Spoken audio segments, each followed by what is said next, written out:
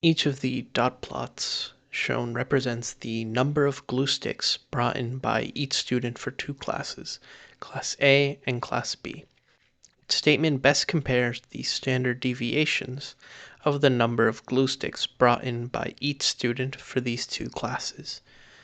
So we see that we have two dot plots showing the number of glue sticks brought in by each student, or how each of the numbers here represents how much an individual student brought. So like this dot here represents that a student brought in 3 glue sticks, and since there are 3 dots above the 3, that means 3 students brought in 3 glue sticks each.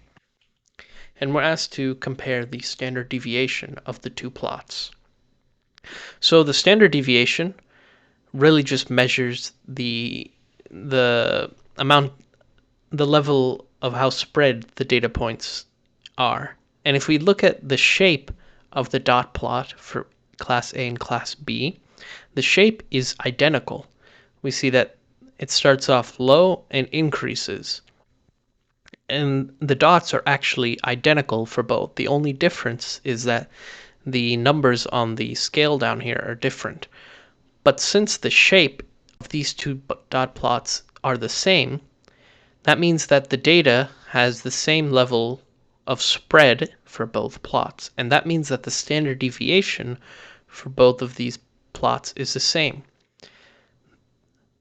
So the correct answer choice would state that the standard deviations of both of these plots is the same, since the shape of both of the plots is the same.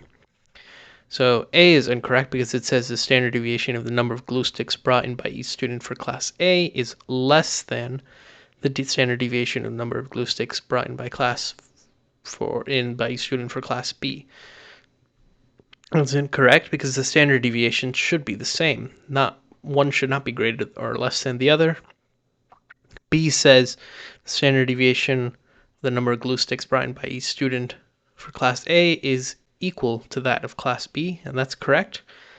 And then C says that one is greater than the other, so that's incorrect. And D says there's not enough information to compare these standard deviations, and that's also incorrect. We have enough data here to physically calculate the actual standard deviations themselves because we have all of the data points. We have that how much because each of these dots here is an individual student, and we know exactly how many glue sticks they brought. So you could calculate the mean and the spread of the data, but there's clearly enough information to determine that the standard deviation is the same since the dot plots are identical.